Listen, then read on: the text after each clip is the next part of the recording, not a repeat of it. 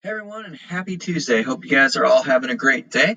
These are the instructions for what we're going to be learning about today, which is the concept of white man's burden, which was a big reason behind why Europe decided to colonize Africa.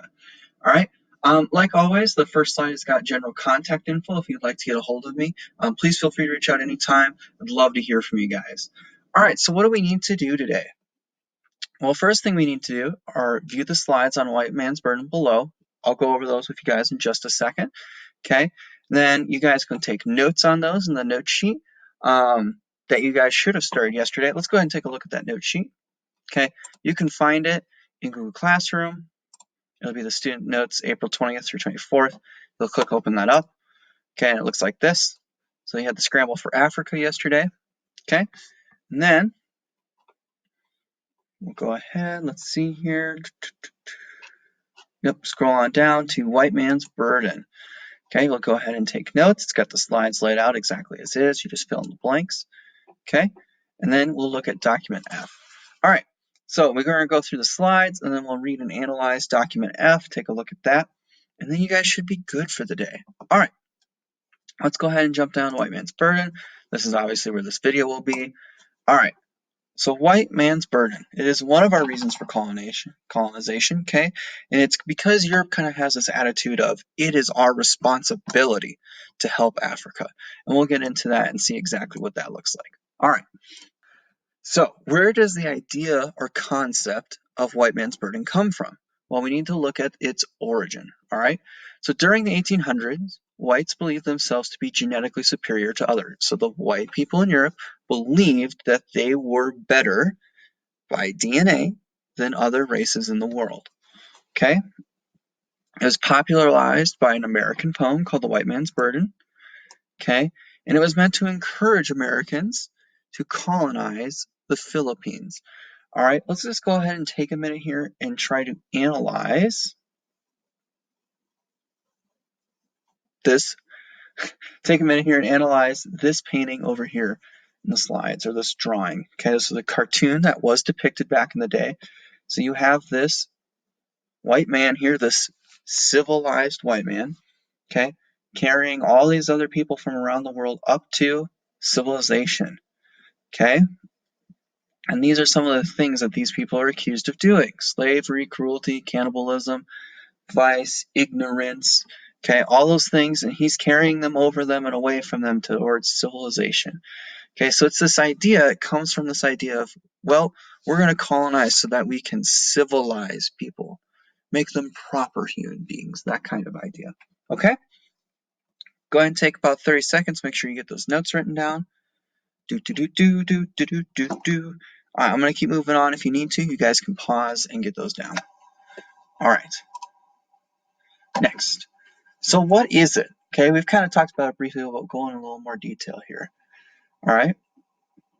Europe and the United States thought it was their duty, okay, their obligation, okay, to civilize the rest of the world. Okay, it was America's job and Europe's job to make the rest of the world proper or civilized. Okay, basically, if you weren't European, your civilization was inferior or worse or barbaric. We've talked a lot about that term barbarian throughout the year, and that's exactly what we're talking about here, okay? Worse off than us, right? And lastly, it was the duty of Europeans to teach the savages of colonies how to behave in a civilized manner. Basically, they're saying, well, we need to go take these savages, these barbarians, and teach them how to be the best humans they can be, okay? Let me see, do we have another slide? Yes. All right. Well, so what were some of the results that came about from this? All right. The idea allowed for some to believe that colonization was a civic duty. Okay. It was a responsibility of the people, okay, in the European countries and America. If you were not colonizing lands, civilizing natives, sharing European ideals, you were being selfish. Okay. So if you weren't helping these people by conquering their land and making them be like you, then you are being selfish by not sharing what are the best ideas. Okay? Because of this, white man's burden, it gave an excuse for countries which would, in theory, be opposed to the idea of colonialism by pretending to be civilizing and saving natives from their own culture. Okay, so basically countries like America that are all about freedom, okay, it gave us a reason to say, no, we are helping them get to freedom, but we have to civilize them first. Okay, it gave countries a reason to go in and essentially conquer and take over these savage lands. Okay, all right, I think that's all we have for our slides. Let's go ahead and get out of those.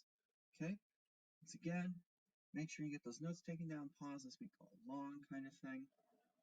I do want to put in here real quick another disclaimer, okay? Like, once again, I do not support these ideas. These were the thoughts of the time period. Okay, this is how Europe and America thought during that time. Okay, so we're not saying that these ideas are right. We're just understanding what they were thinking back then, and one of the reasons why they decided to colonize Africa. Okay, all right. Let's go ahead and move over into our document for the day. So if we go back up to the instructions on slide 2, we need to read and analyze document F.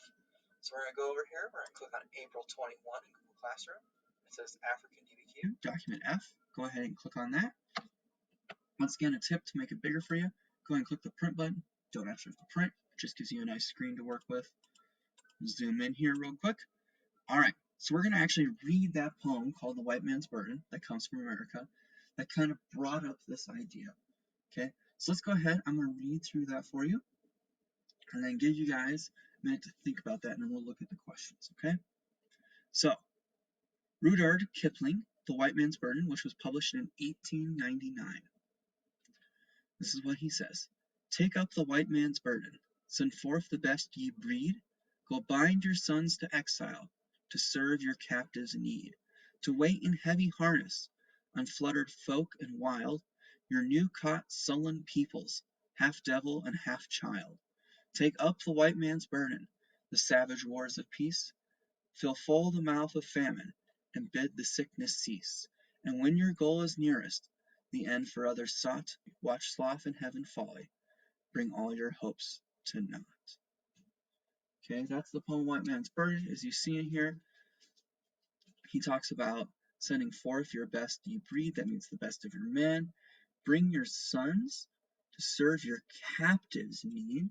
Okay, basically those that they have colonized, they're your captives, but they have needs, you need to help them. Okay, your new caught sullen people, sad. He calls them half devil and half child, hitting on how barbaric and uncivilized they are. Okay, that's all these things being talked about in here. Okay, and you're gonna go help fix those. All right, we're gonna look at a response. Okay, kind of the other side of this argument of white man's burden from a native African. Okay, a tribal chief who's gonna tell you his thoughts about white man's burden. All right. Did you ever see a chameleon catch a fly? The chameleon gets behind the fly and remains motionless for some time. Then he advances very slowly and gently, first putting one leg forward and then another. At last, when well within reach, he darts out his tongue and the fly disappears. England is the chameleon, and I am the fly. Okay, so he's using the analogy of a chameleon eating a fly here. I'm going to actually show you guys a quick video in just a second of what that looks like. But he's basically saying England, as they're conquering Africa, is making these African colonies, okay, the main people of them, disappear. All right, so hold on one second. I'm going to pause and pull up the video for you. All right, welcome back, everyone. Okay, we're going to watch a quick video clip of a chameleon eating a bug here. If you've never seen this, it's pretty cool. Also a little gross. Now you can see we got our chameleon right here. There's a bug right here. Let's go ahead and watch this real quick. We're not going to watch all of it, but you'll see the point.